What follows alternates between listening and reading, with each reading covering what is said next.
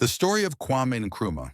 Kwame Nkrumah was born on September 21, 1909 in Nkrumahthe, a small village in the Gold Coast, now Ghana.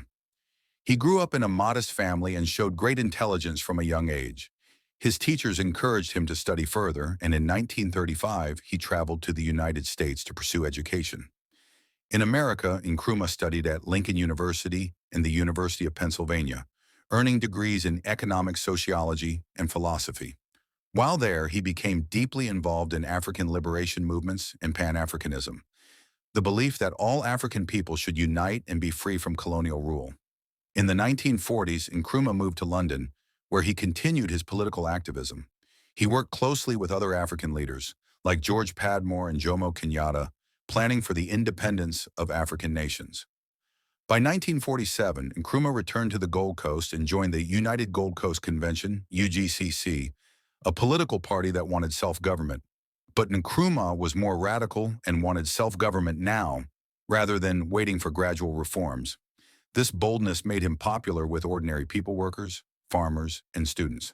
In 1949, he formed his own party, the Convention People's Party, CPP, and launched mass rallies, strikes, and protests.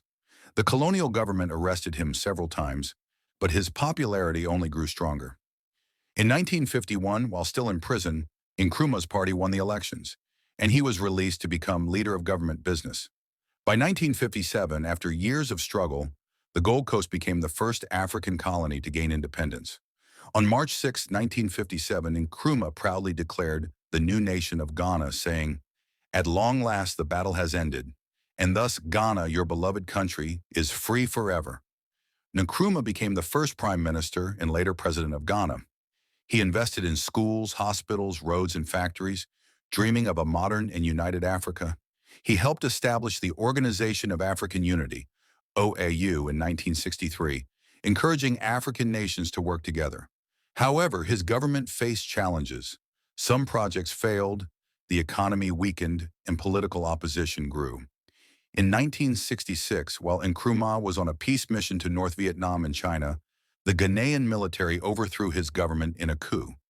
Nkrumah spent the rest of his life in exile in Guinea, where he was welcomed as an honorary co-president. He continued writing and advocating for African unity until his death on April 27, 1972, in Romania. Legacy Kwame Nkrumah is remembered as a visionary, freedom fighter, and Pan-Africanist. He inspired many African countries to fight for independence and is celebrated as the man who lit the torch of African liberation. In Ghana today, he is honored as the founding father of the nation.